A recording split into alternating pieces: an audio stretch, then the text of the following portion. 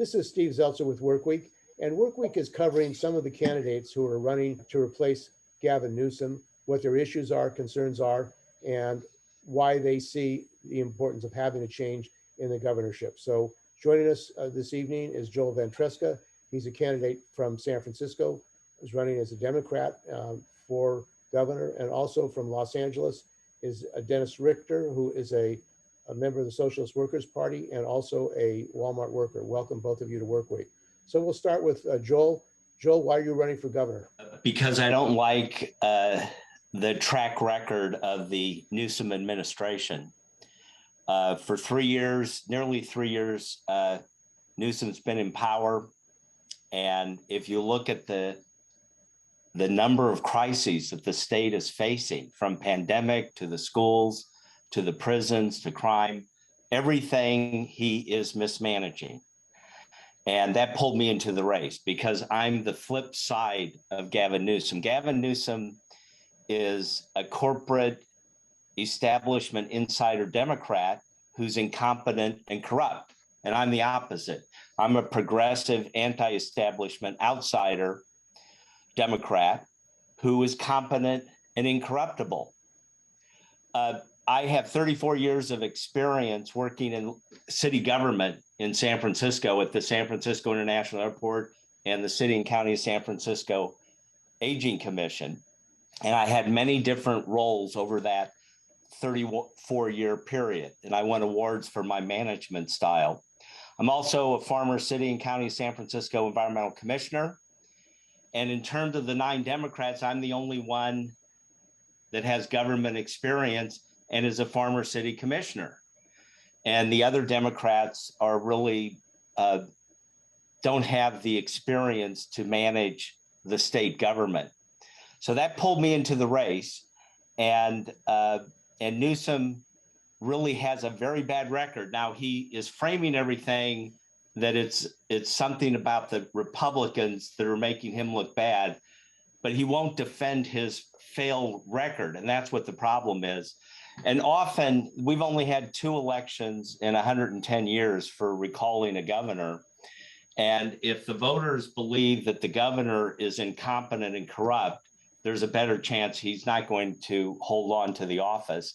And of course, that's one of the main arguments that I'm making. And I hope voters take that into consideration. And also joining us is Dennis Richter, who's running. Dennis, can you talk about why you're running for governor? Certainly, Steve.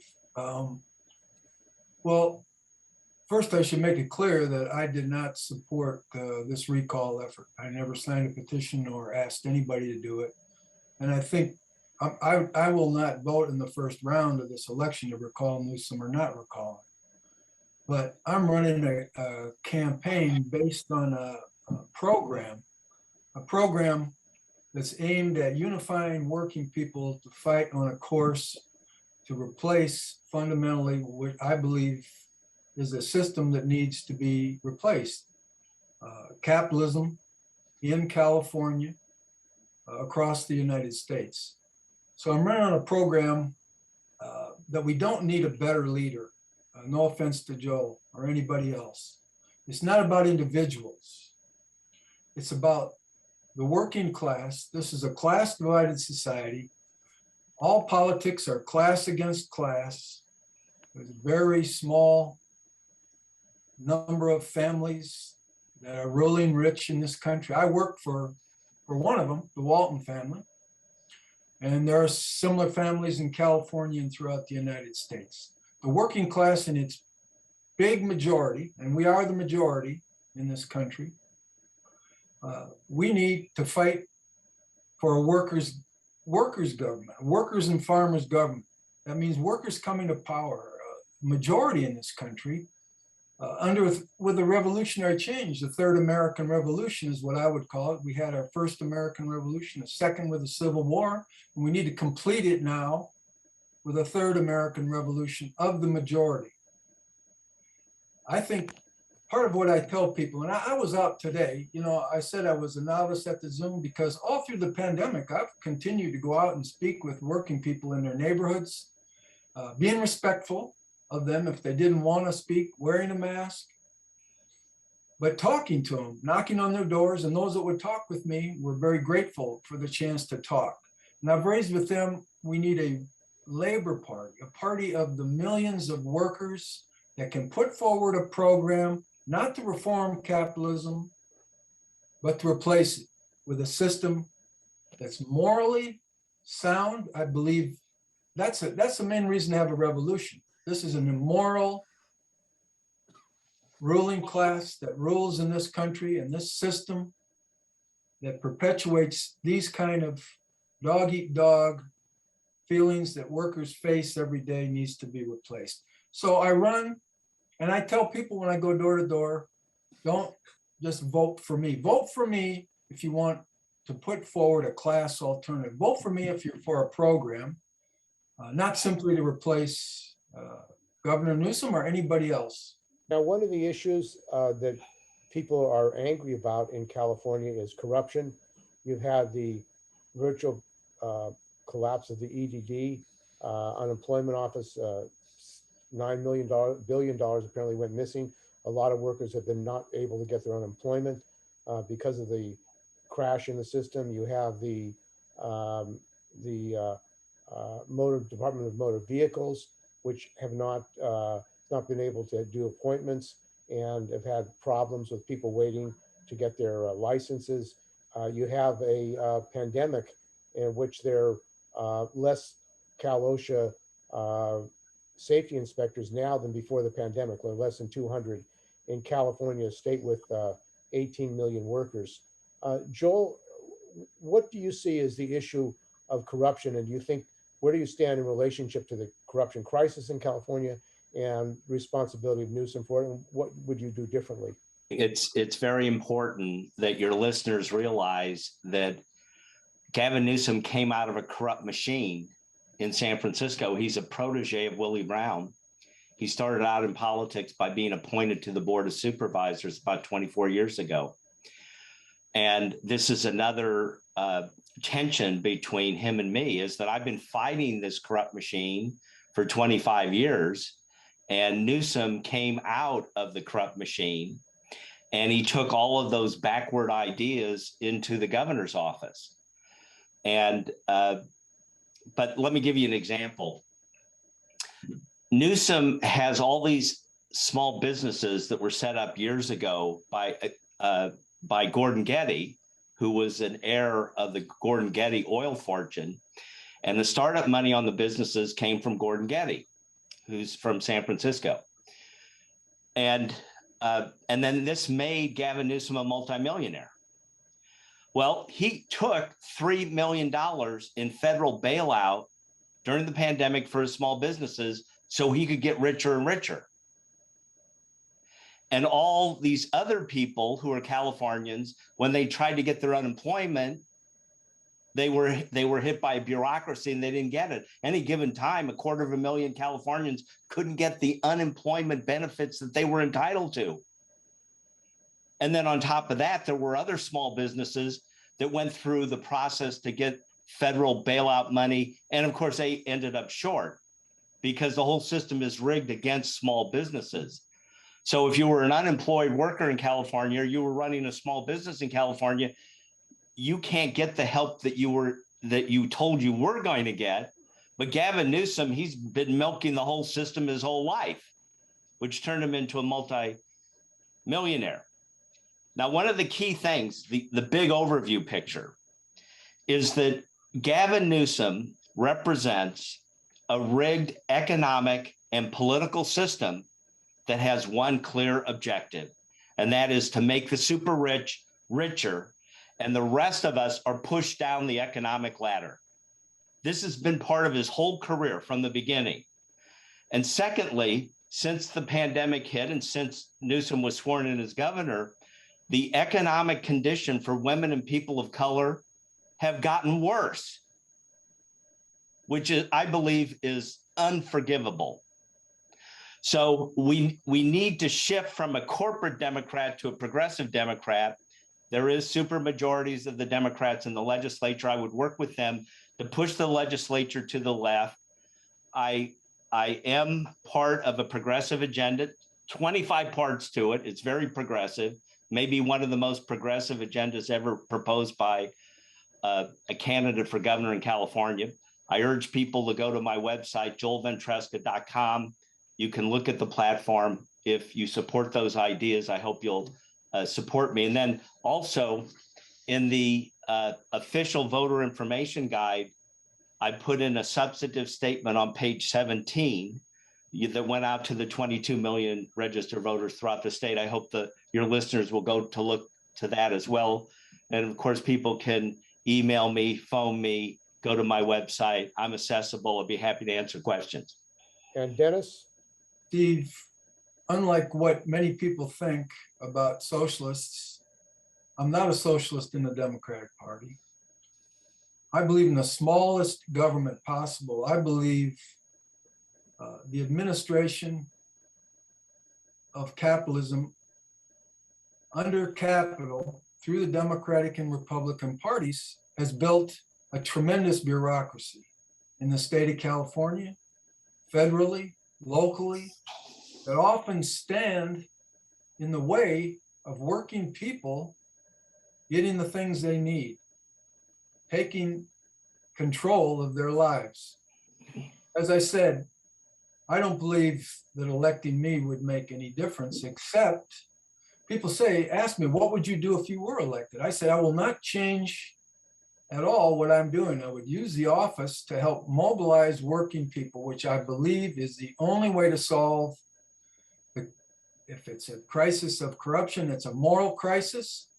If it's a government that's grown so huge and bureaucratic, it can only be changed through mobilizing working people to take control of it, to take control in their neighborhoods through their unions. That's why I advocate building a labor party. To fight for such a thing, I know it's a big perspective. It's a revolutionary perspective. But I believe it's the only realistic one. And by the way, I think you can win reforms today, but only through fighting. The civil rights movement won reforms. It didn't end racism, but it won reforms. The labor movement, when it formed unions, fought and it pushed forward and won things. And finally, I was part of the anti-Vietnam War movement when I was younger. And through the mobilization over time and effort of millions, along with the fact the Vietnamese never gave up, we ended the war. But it took the mobilization of millions of people, and I believe that's what it will take again. You have not only the Democratic Party, but the trade union, most trade unions are opposing the recall and supporting Gavin Newsom. And they're spending millions of dollars to fight the recall, arguing that the Republicans are using this opportunity, the recall, to get their agenda in. And in fact, the recall of Gray Davis came about as a result of him supporting deregulation of energy, bringing Enron into California and crashing the energy grid in California, which led to Schwarzenegger getting nominated and elected as governor of California. So what is your response to those who say that support for the recall will end up resulting in the election of a Republican as governor of California? Joel, and then Dennis. Well, I come out of mass movements. I come out of the environmental movement, the labor movement, and the neighborhood movement. So neighborhood, environmental, labor movements. I've been part of the leadership going back decades here in San Francisco. I've lived in San Francisco for 50 years. Now, I believe that what we have to do politically is simply stated in two phrases, which are part of my platform. One is we need to disempower the top 1% economic elite, and we need to empower nonviolent mass movement. And then that gives us the combination that we need to get to fundamental change and the reforms that we would like to see. Let me tell you a little bit about Gavin Newsom's background in the labor movement. When I was working at the airport, and I was a labor leader in SEIU 790, which was the largest public employees union in Northern California. And most of the workers at the airport were in that union. I was in that union. I was on the executive board governing the union for several years in the 1990s. Well, during the years I was working at the San Francisco International Airport, Gavin Newsom is a stunt because he's a corporate chamber of commerce type Democrat. He sent written layoff notices to everyone in my union and created all this angst and anxiety because people were supporting their family, and they got written notices. And he said that I have to give you 60 days notice because I don't know who I'm going to lay off. So I'm sending the layoff notices to over 10,000 public employees in the same union. I was horrified.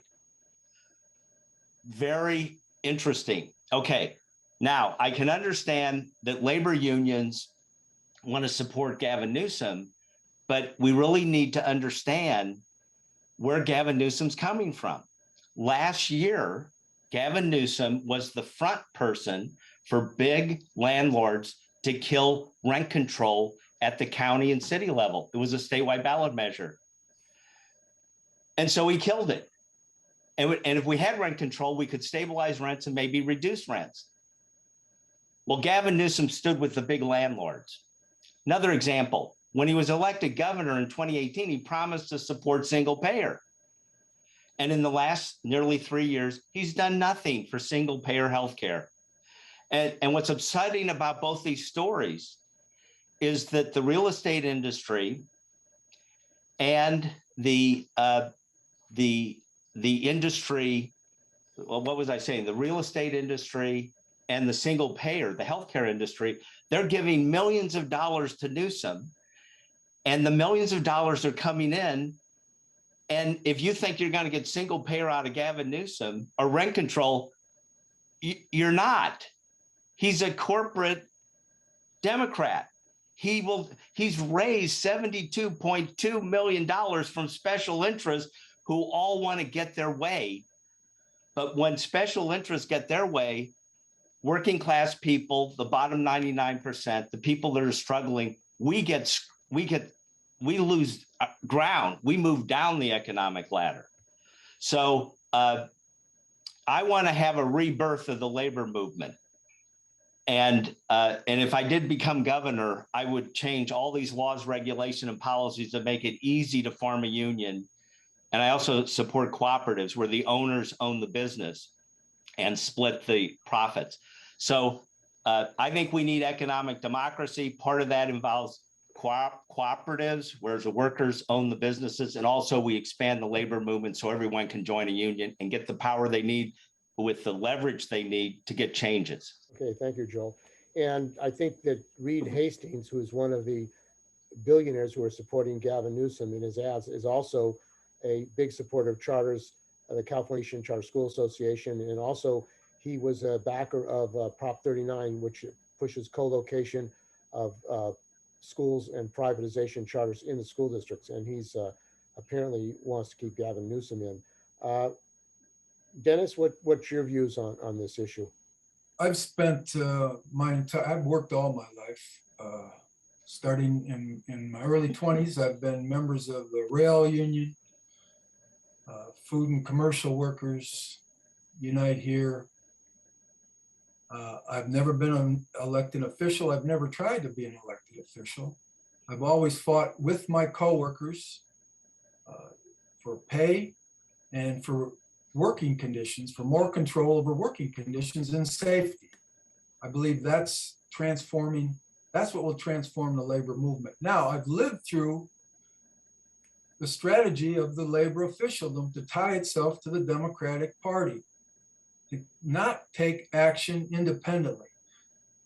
There was a time before World War II when we could have had a labor party in this country, a massive labor party. But it was led back into the Democratic Party of Roosevelt. And since that time, it's been all the labor union officials' main strategy: give money to Democrats, progressive Democrats, get them in office, they'll pass some things down to us. At the same time, the percentage of workers organized in industry has gone from some 30% in the late 60s to 6 or 7% today. We've been taking it on the chin from companies, bosses, and the capitalist class.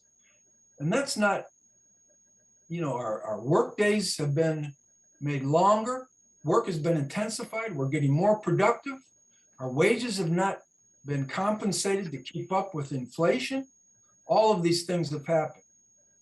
I believe the labor movement, that's why we need a labor party that would fight for a massive public works program, would fight for COLAs in every contract, would unionize workers, would work with workers at Walmart, where I work, to face a tough situation unionizing Walmart or Amazon or any of them today. But it will take a crusade on the part of the labor movement and a turning away from tying itself to the Democratic Party to do so, to have the courage to rely on the ranks, the fighting ranks. And I believe one final thing, today you're seeing more struggles. You're beginning to see a few strikes. Coal miners in Alabama, at Warrior Met, the Nabisco workers in 4 or 5 states now on strike. Nurses in Massachusetts, in Texas, an oil refinery is locked out, but are standing up against what is a concentrated attempt to bring workers back to work now and make them take deeper concessions. And I'm telling you, workers are getting tired of this. They're tired of decades of concessions, of speed ups, and of inflation now eating away at their cost of living without being able to afford the basics of life. And we need to build a movement that will fight to win basic rights, wages, working conditions, and rebuild a labor movement based on this. Now, one of the issues is the environmental crisis. Right now, there are fires raging throughout California. The people of California face a catastrophic situation. Tens of thousands have been forced to leave these fires. They're continuing. They're probably going to get worse because of global warming.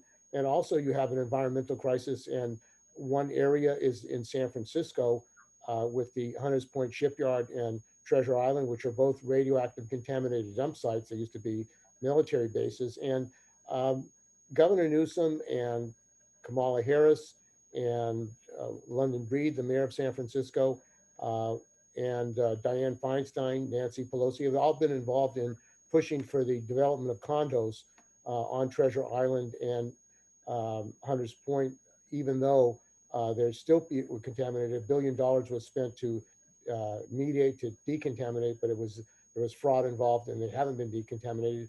And residents, mostly Black, Latino, have been contaminated, poisoned, gotten this radioactive and contaminant material in their bodies, have cancer.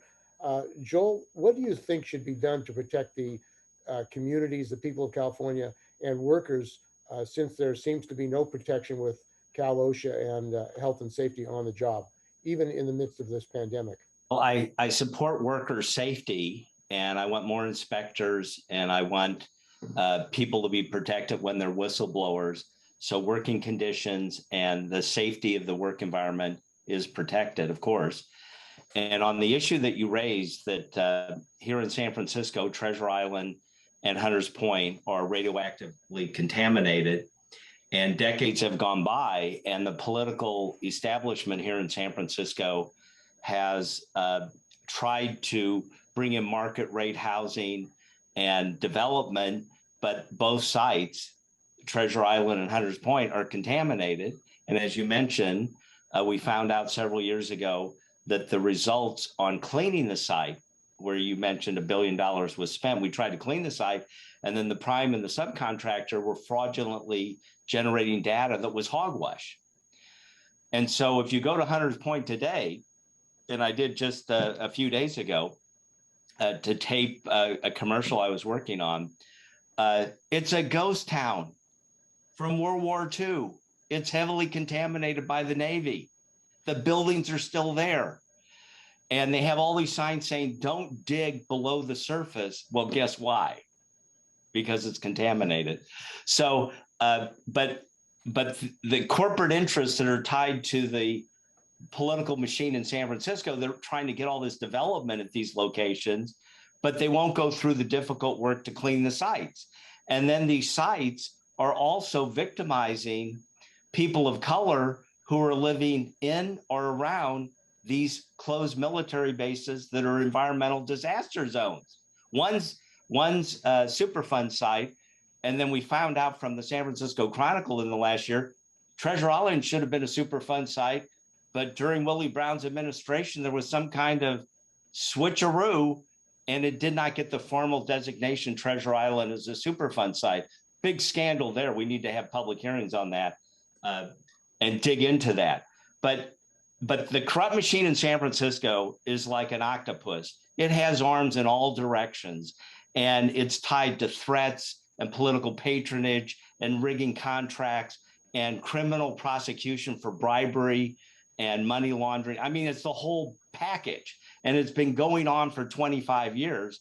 And the mastermind behind it is Willie Brown, and Willie Brown's protege is Gavin Newsom. So I'm not surprised he's facing a recall, and he is being accused of incompetence and corruption.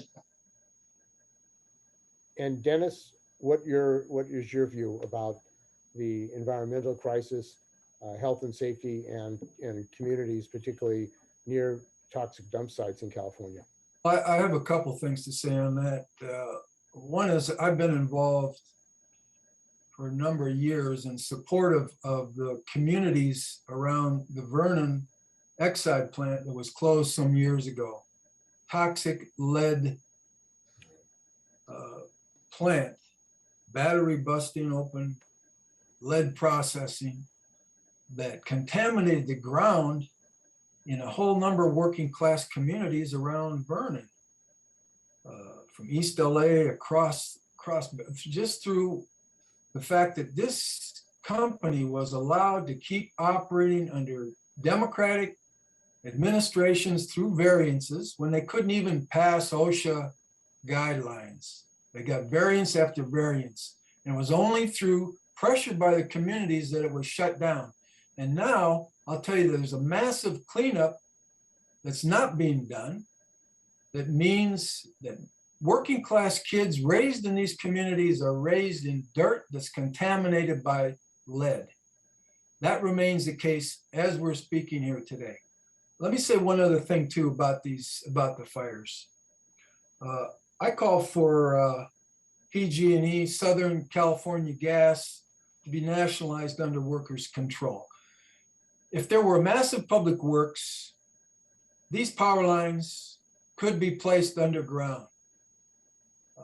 These companies have been responsible for the majority of the big fires that have taken place in California that have caused tremendous havoc to working people, both the air quality and housing. This could be dealt with, if only though, mobilized by working people in California. One final thing. I believe that everything created comes both from nature and labor and the interaction of both of them to create something new. I believe under capitalism, the capitalist class exploits both nature and labor without regard to the environment. They're interested in driving labor costs down as far as possible and utilizing nature to get as much profit as they can. This leads us to continual environmental disasters we face today, and only a workers' and farmers' government could really begin to take this on and treat nature, the earth, as it is. It's part of the commons. It belongs to all of us. It should not be exploited by a class of people. Now, California is facing a pandemic, COVID-19, a virus that is growing, and at the same time, the schools are opening. I was just at a rally today of the San Francisco Unified School District of the UESF, who said that they are not been able to get filters. The Department of Public Health in San Francisco has approved the schools as okay, and yet the students reported their rodents, their rats, there's the windows don't open. So they're basically saying to the students and the teachers and the staff, go back in the schools, even though they are not properly ventilated. You have a situation in which the Republicans are saying we're going to have herd immunity. If thousands or even millions die, that's the way it's going to be. In the South now, the hospitals are overloaded, and people are in their homes. They can't even get into hospitals.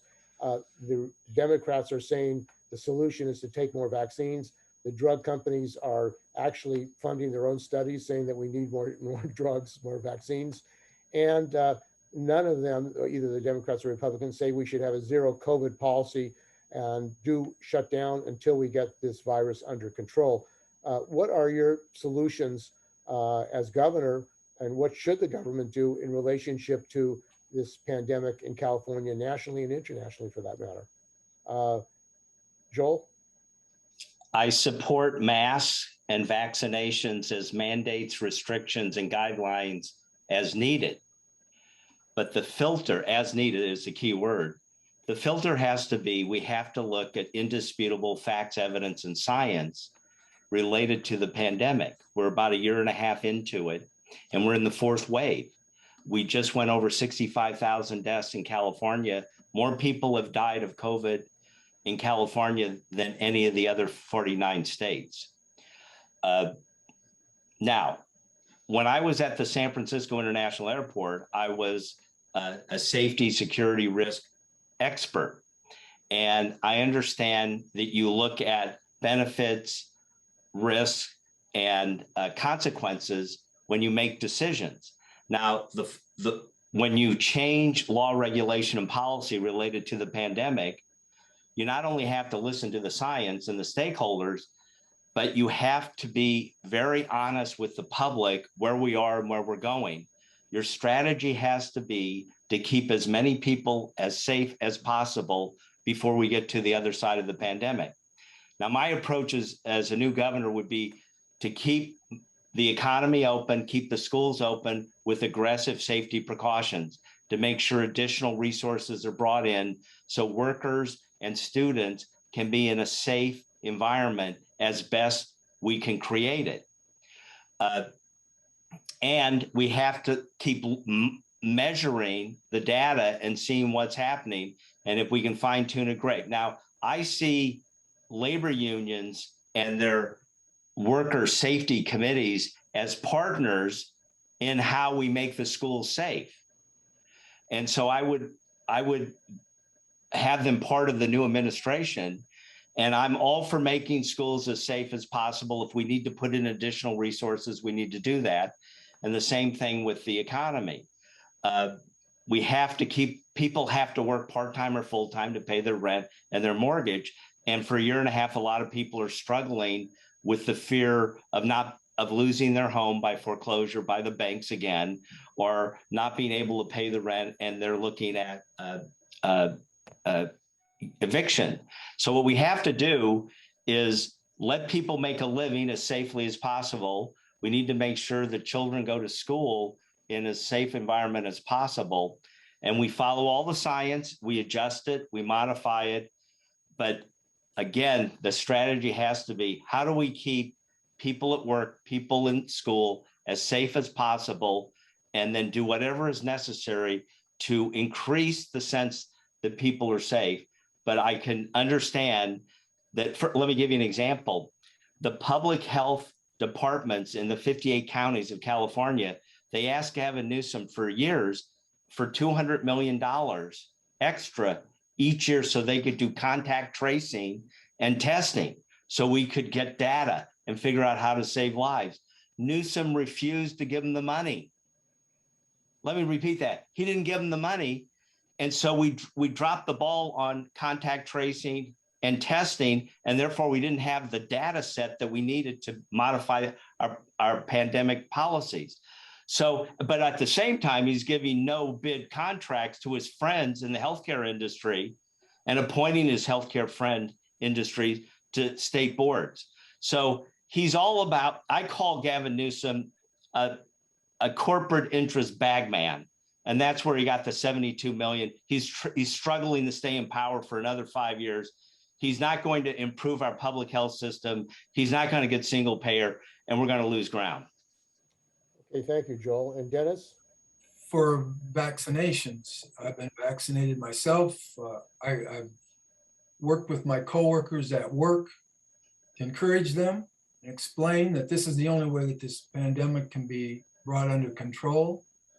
is by vaccinations. I think the labor movement should take this on rather than now spending all of its time campaigning for no on the recall. Gavin Newsom has done so much for us in the pandemic, which I disagree with. They could use their resources. The resources are the ranks. Educate, offer their facilities for vaccinations, go into the communities where all these workers live, go door to door, educate, bring more people in, expand it, show the power of the labor movement, because workers need to be back at work. This has been a very difficult year. The working class has been torn apart, sent home, tried to work from home, many not working. Bringing people back to work, I agree with Joel, safely, but back to work, working together on a course. Now, I don't believe we'll ever solve the pandemic question in the United States unless we can help to solve it internationally.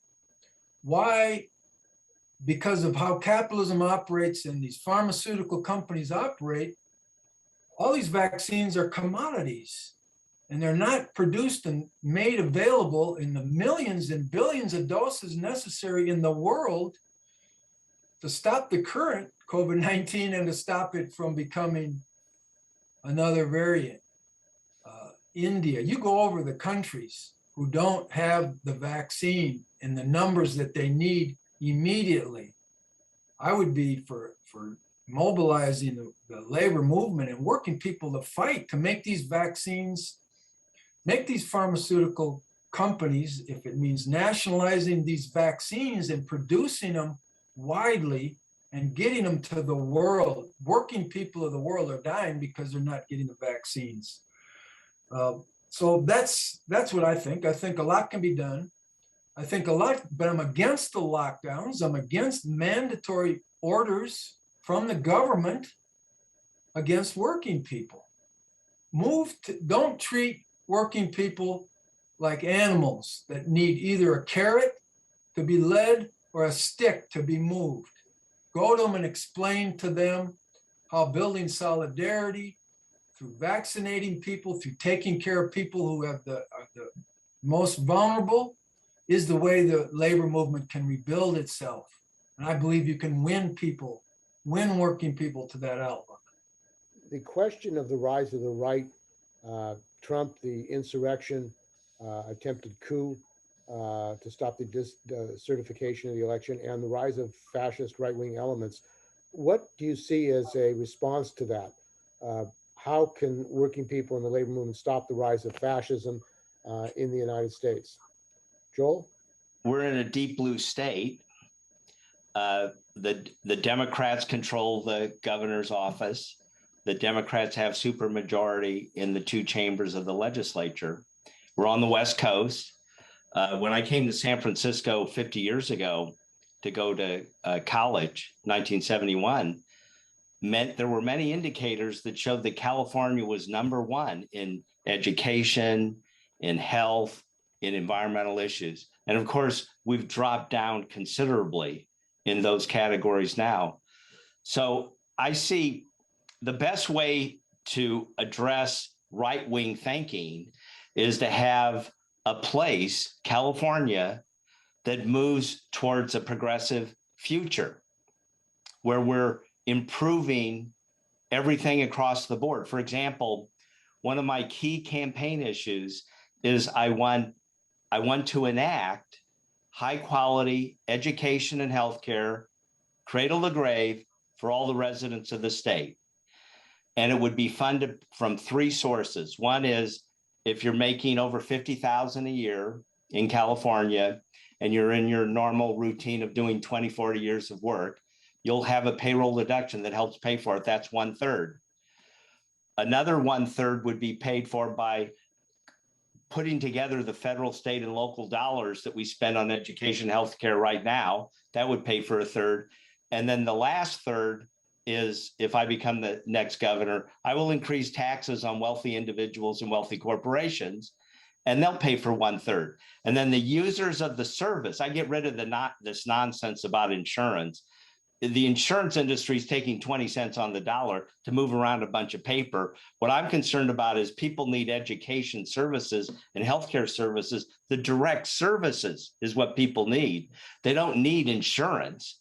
And I want to make sure that is available for all residents of the state of California, and it'll be paid for by the way I described. But I want people to be aware that it means the users of the service, the patients, the students, the users of these services, and these will be rights in the state of California. There won't be any bills. There won't be any debts. There won't be any fears. It's when you want, if you want to pursue better medical care, you want to pursue education and training to get paid more per hour, you're going to have access to it. Back in the 1950s, in the last century, the UC system had tuition-free campuses. Well, we're going to go back to that. So I want people to have access to occupational training, other types of training, education, whatever the individual wants. I want them to seize the opportunity. And I also want to increase the minimum wage up. It's now 14. I want to take it to 16 with the cost of living increase every 12 months. But I want people to make more than $16 an hour. I want them to have the proper training where they can make $30, $40, $50 an hour by getting specialized training, which they decide for themselves what they want. And this would be a total game changer. So I want to advance groundbreaking opportunity for individuals throughout the state by putting this plan that I've just described into effect. Okay, Dennis? Well, number one, I don't believe that white supremacy is the main problem that working people face in this country. I believe it's the workings of capitalism, class against class. Most Caucasian workers, they're not white supremacists.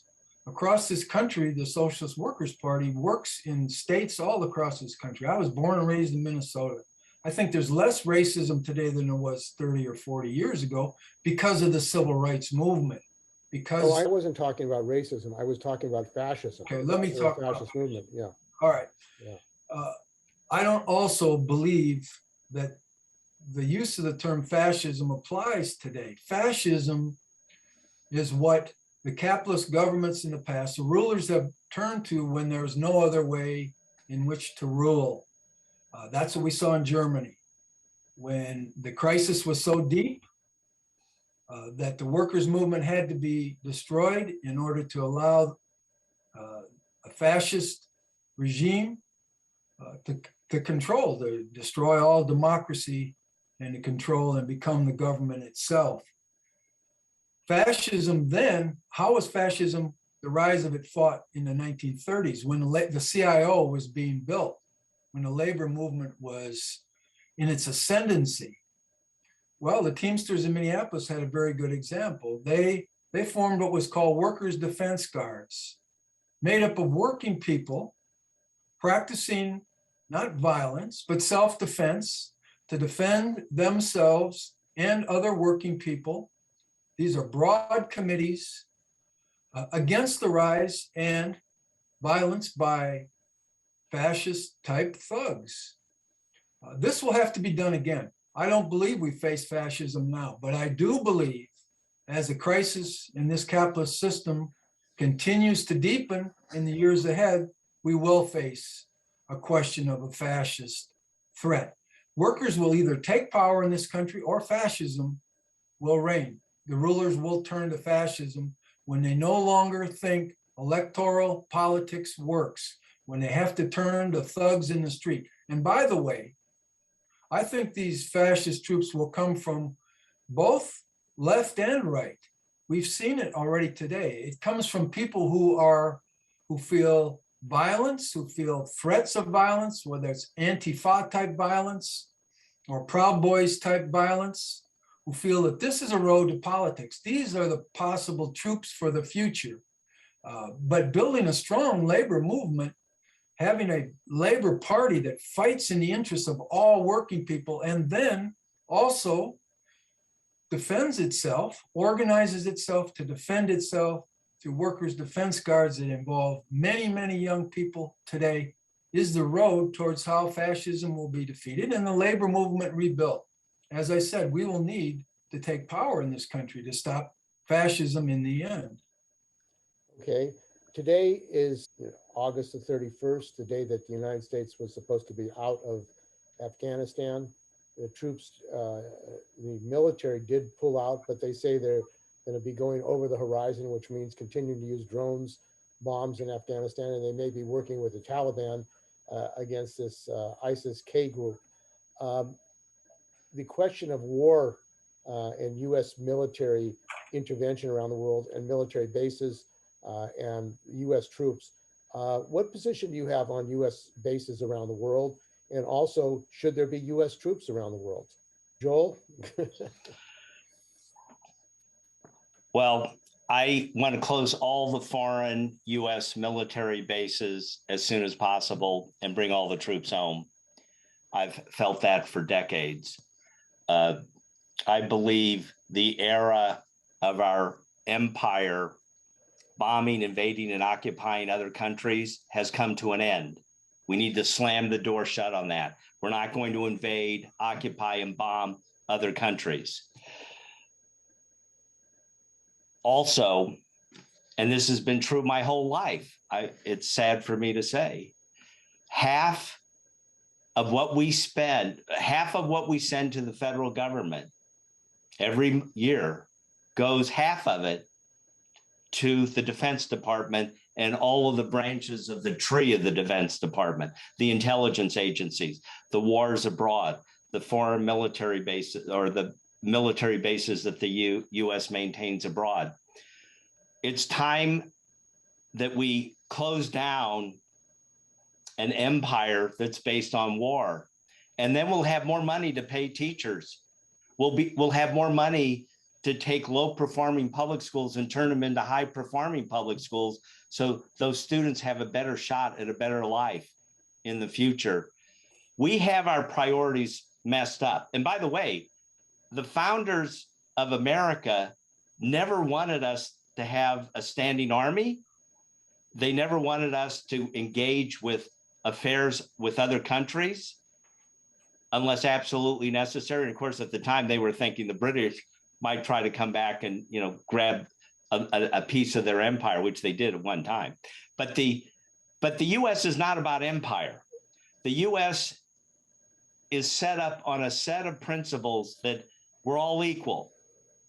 We believe in freedom and liberty and democracy, that we believe in a free press, in freedom of speech, the freedom to protest. And when we put in our First Amendment the right to protest, no nation in the history of the world had ever done that. Usually the government would just go to the protest and shoot the protesters down in the street. That's normally what was going on before we had our First Amendment when we founded our nation. So the US has these ideals, and we need to figure out how to implement those, and we need to dismantle the empire, bring the troops home, spend the money more wisely, build up America so we can be a beacon for the rest of the world for freedom and democracy. But too often, we overreach. The war on terrorism, when scholars look at it, does the war on terrorism get bigger and bigger because we throw more and more money at it? And are we metastasizing it? Are we making it bigger? And a case can be made that we need to monitor international terrorism, but we don't have to create wars and have foreign bases and do droning. What we've done it with our drone program is, I believe it's terrible what we've done. So I think we need to reset our whole foreign policy and how we manage our defense budget and how we move forward. Okay, Dennis? Well, I'm also for bringing home, closing all the bases, wherever they may be. We must remember that in the 20th century, over 100 million people, soldiers, civilians, died in wars. I believe none of those wars were just wars. They were all wars for divisions of the world's markets by predominantly the strongest capitalist countries are the ones that won out in the end. Since the end of the 21st century, and actually You remember when the Soviet Union's government fell, the United States declared itself the indispensable nation. They were now going to rule the world without any opposition from the Soviet Union or anybody else with their advanced military. They're the strongest military in the world, but they're losing it. They're less strong today than they ever were, and they're not indispensable in any way, shape, or form. These wars, Iraq, Afghanistan, bipartisan from start to finish, because that's what imperialism does. It works to use its military might against its competitors in the world, in Europe, now China, Russia. The strongest military might uses its might in order to take advantage of the marketplace of the world for its own advantage. I believe workers need our own foreign policy. It wouldn't start with any of these wars. It would start with solidarity, with working together, with working people to develop themselves around the world.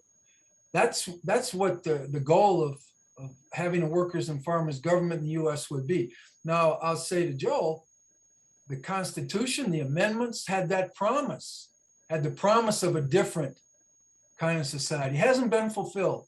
It needs to be fulfilled, and it needs to be fulfilled for the world, for the toilers of the world. And I believe that can only happen with a revolution of the majority in this country. Okay. One issue that I wanted to get to is that in the program, Dennis, that you have, the Socialist Workers Party program, you say that you are for the defense recognition of Israel. Many union locals are opposing U.S. support military aid to Israel. The ILWU supported a boycott of the Zim shipping line in California going to Israel.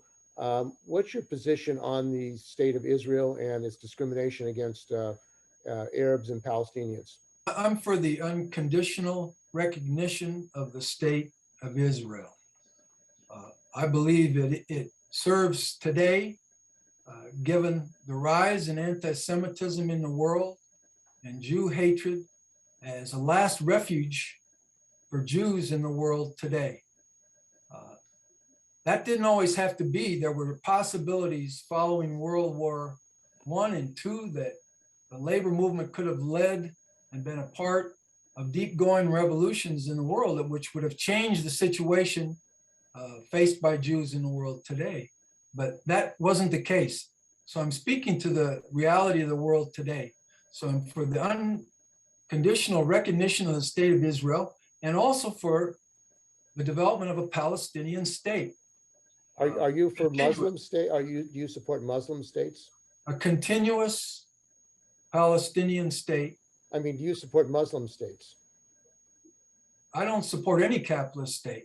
No, I'm talking about religious states, theocratic states. I mean, like Saudi Arabia, religious states. Do you support religious states, whether they be Jewish, Muslim, Christian? I mean, there are many people in the United States who are in favor of a Christian state in the United States.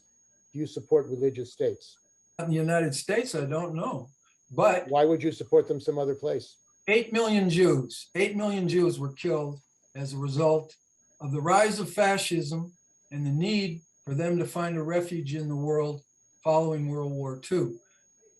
That's different than any other national question that exists in the world today. I'm not saying there's not some discrimination against Muslims, but it's nowhere near what was faced by Jews in the world following World War and going through and following World War II.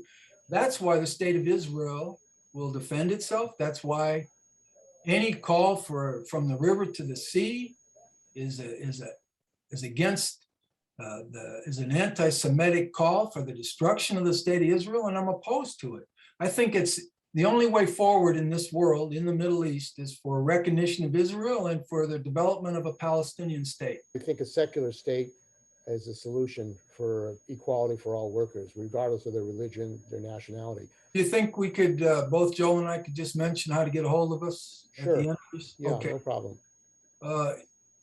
We have a headquarters in Oakland, California, and the phone number is 510-686-1351. It's on Hagenberger Road, and call if you're interested in attending a meeting, a discussion, a debate. I'm very much open. I'm against cancel culture. I'm against limiting any debates. So call us if you want to discuss more.